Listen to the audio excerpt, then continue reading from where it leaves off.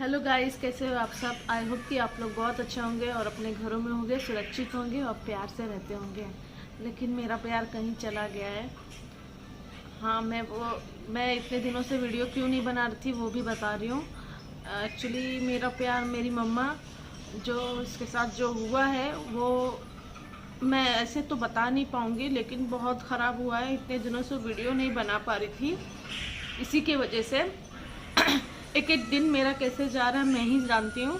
और उस हॉस्पिटल के बारे में कुछ बताऊंगी कि जो हॉस्पिटल में ट्रीटमेंट चालू था वो हॉस्पिटल भगवान न करे मतलब उसमें कोई और जाए, इसीलिए ये वीडियो बनाने का मेरा एक ही मकसद था कि कोई उसमें फिर से ना जाए। वो हॉस्पिटल इतना बेकार हॉस्पिटल है और कभी ट्रस्ट वाले हॉस्पिटल में कभी ना जाएं। प्राइवेट में चले जाओ आप लोग, और गवर्नमेंट में भी मत जाओ। प्राइवेट में पैसे फेंकोगे तो आप लोग को ट्रीटमेंट भी वैसे ही मिलेगा, लेकिन अगर ट्रस्ट में जाओगे तो वो उनको ऊपर से सैलरी मिलती है, तो वो मतलब उतना ध्यान नहीं देंगे जितना हमें देना चाहिए। और जिस चीज़ से हुआ था इन्फेक्शन ऐसी चीज़ है ना कि अच्छे अच्छे को ख़राब कर देता है। तो मम्मी को भी इन्फेक्शन हुआ था। एक्चुअली बात उस दिनों की है ना कि आज से 1 साल पहले जब मम्मी यहाँ आई थी दिवाली के वक्त, तो मम्मी को एक गांठ हुई थी। तो उस गांठ में पता चला कि तो हम लोग ने उसको कहा कि उसका ट्रीटमेंट करवाओ, क्या है ये, किस चीज़ का गांठ है। तो मम्मी इग्नोर कर रही थी, इतना ध्यान नहीं दे रही थी। तो फिर जब उसका ट्रीटमेंट चालू करवाए तो उसका जब ऑपरेशन हुआ तो पता चला कि उसमें कैंसर है। तो फिर उसका ट्रीटमेंट टाटा मेमोरियल में चालू हो गया। और आज तक मतलब यही हम लोग सोचते थे कि टाटा मेमोरियल हॉस्पिटल सबसे बेस्ट है कैंसर के लिए, लेकिन ऐसा कुछ भी नहीं है, ऐसा कुछ भी नहीं हुआ।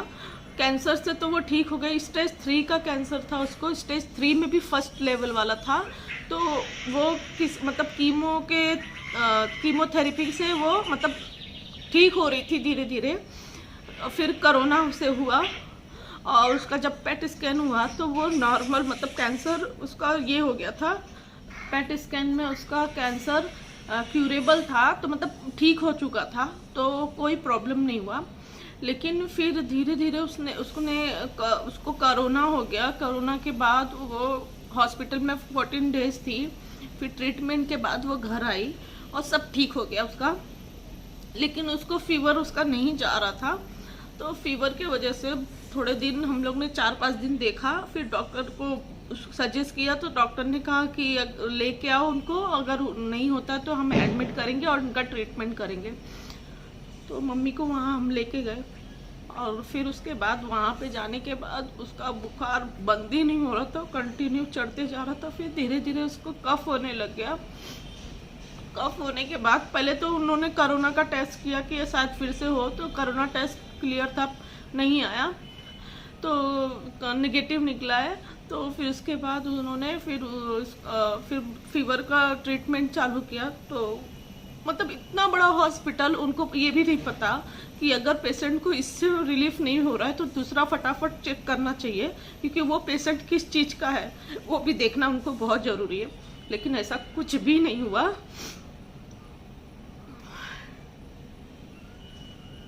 फिर उसके बाद उन्होंने को दवा चालू किया। दवा चालू करने के बाद और फिर जब मम्मी 22 दिन से वो फीवर में झेल रही थी, तो उसके बाद उनको पता चला कि इनको निमोनिया हुआ है। तब तक उनको कुछ पता नहीं चला, तब तक 50% उनके लंग्स खराब हो चुके थे। और सुबह के वक्त था और पापा ने मुझे फ़ोन किया और मैं इतनी डर गई और मैं इतना रोने लगी, पापा इतना रोने लग गए। और फिर उसके बाद हम लोग तुरंत मैं यहाँ से अपने घर से निकल गई और वहाँ पहुँच गई और खार घर में उसका ट्रीटमेंट हो रहा था। तो फिर उसके बाद जब हम पहुंच गए तो मम्मी गुस्सा भी की। और मेरे को 2 दिन पहले ही इंजेक्शन लगा था कोविड का, तो 12 को मुझे इंजेक्शन लगा था और 15 को मैं पापा का फ़ोन आया, मैं वहाँ पे पहुँच गई। और फिर उसके बाद सब पता चला। फिर फिर हम लोग बोले, मैं और मेरी बहन, तो फिर हम लोग वहाँ पे रुके मम्मी पापा के साथ। तो पापा घर पे गए और मम्मी के साथ हम लोग टाइम स्पेंड करने लगे। उनको हंसता खेलता देख के बहुत अच्छा लगा था। वो चलती फिरती थी, मतलब उनको मतलब लास्ट टाइम पे ऐसा हो गया कि उनको लैटरिन वगैरह आती थी, तो वो बोलती थी मैं खुद जाऊंगी, मुझे बिस्तर पे नहीं करना है। वो नहीं करना चाहती थी और वो खुद उतर कर और सीट पर करती थी। फिर उसके बाद जब उसको ये सब उसका साफ सफाई किया, जब वहाँ पे उसका बेड पे, और एक बार उनको मम्मी को मेरे लैटरिन लगा तो मैंने आवाज़ दिया सिस्टर को कि सिस्टर यहाँ पे लैटरिन हुआ है तो क्लीन कर दीजिए। तो उन्होंने कहा कि मतलब 1760 लोग हैं, ये वर्ड मैं भूलूंगी नहीं, 1760 लोग हैं तो क्या एक ही पेशेंट को देखना नहीं है? शायद ये प्राइवेट में होता तो नहीं बोला जाता। तो मैंने अपने हाथों में सैनिटाइजर लगा के मैंने क्लीन किया और बेडशीट से पोंछा और फिर अपनी मम्मी को उधर लिटाया और मैंने यही बोला,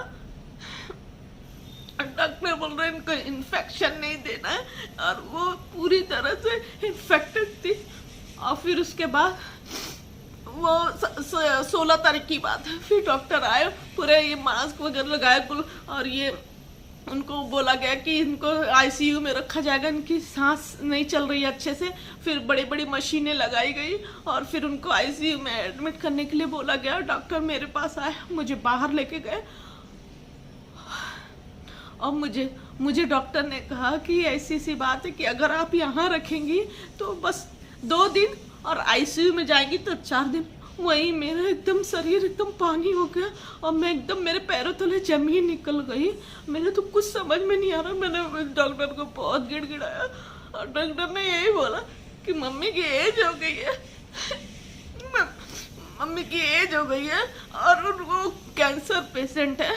तो मैंने उनको यही बोला, एज तो 60 है और कैंसर से तो आप ही बोल रहे हो ना कि ठीक हो गई, तो अभी कैंसर का कोई यही नहीं है। तो फिर उन्होंने बोला हम कुछ भी नहीं कर सकते, घर से किसी को बुला लो। तो मैंने फटाक से अपने भाई को फोन किया और बोला जल्दी से जल्दी आ जा। और हमने रेंट पे रूम लिया हुआ था खारघर में कि कोई प्रॉब्लम ना हो, जैसे कुछ भी प्रॉब्लम होता है हम लोग फटाक से हॉस्पिटल में हो। इसीलिए हम लोग दादर वाले हॉस्पिटल में ना जाके हम लोग खारघर में, कि यहाँ थोड़ा क्लीन वगैरह है, अच्छा है। दादर में तो बहुत ही गंदा था।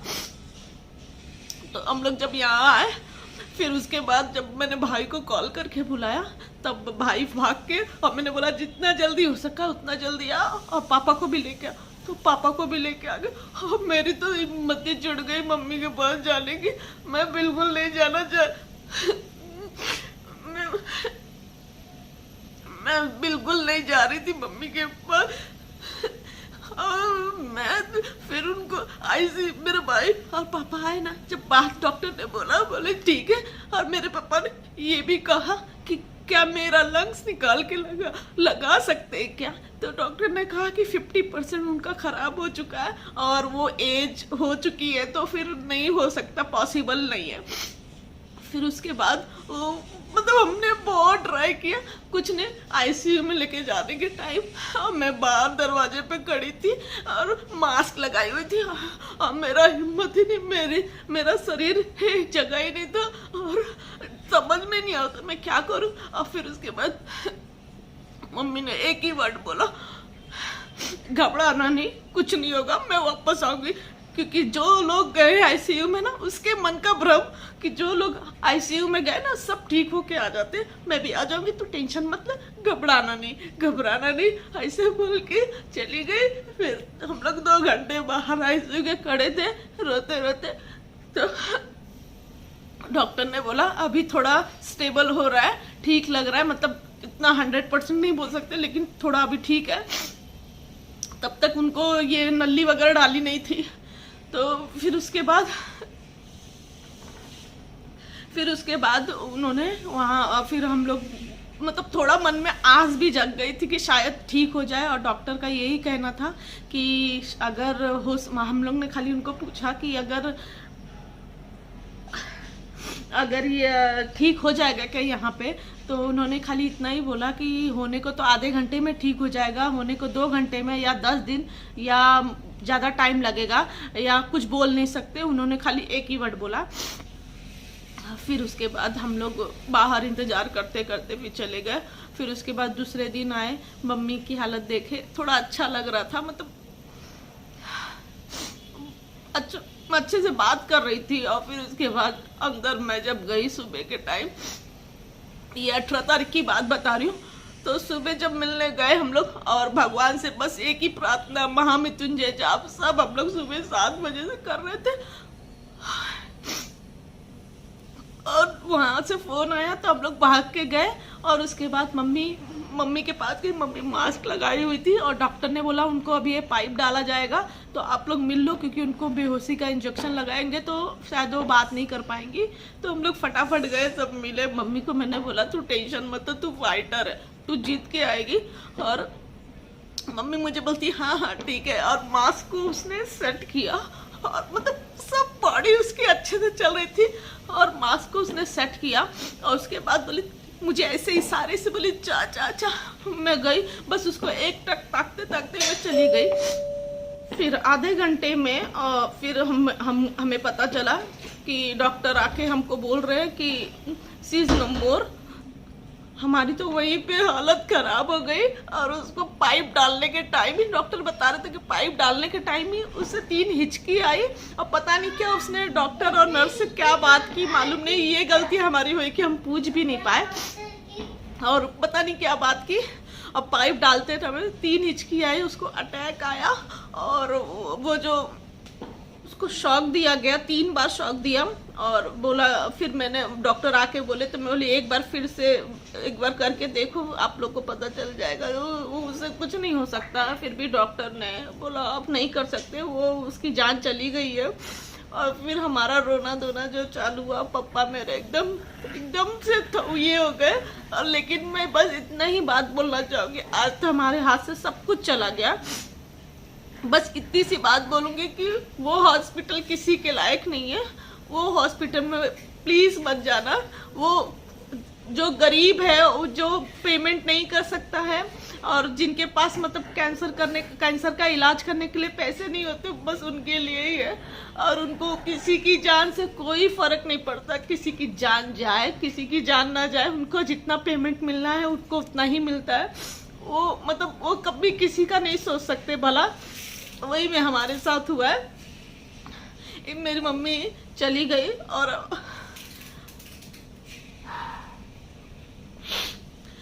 फिर उसके बाद हम लोग बहुत डिप्रेशन में चले गए 6 महीना, और कुछ समझ में नहीं आ रहा था।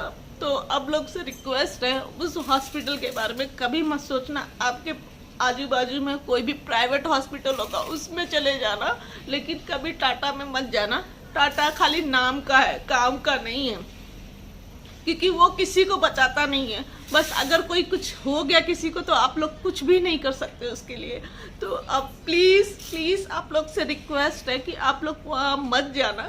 आप लोग अपने आजू बाजू में या अच्छे से अच्छे प्राइवेट में दिखाना और उसका ट्रीटमेंट करवाना जो क्यूरेबल था, जो डॉक्टर ने बोल चुका था कि क्यूरेबल है, उसको भी बचा नहीं पाया। तो रिक्वेस्ट है, प्लीज़ हम्बल रिक्वेस्ट है कि आप लोग मत ऐसा कुछ भी करना, और ना ही वो डॉक्टर के पास जाना और ना ही वो हॉस्पिटल में जाना। तो बस आप लोग से इतनी रिक्वेस्ट है, इतना ही प्रार्थना है कि बस मेरी माँ के लिए प्रार्थना करना कि वो जहाँ भी हो खुश हो। जाना तो सबको है, लेकिन बहुत जल्दी चली गई हम लोग को छोड़ के। तो बस जहाँ भी रहे खुश रहे, बस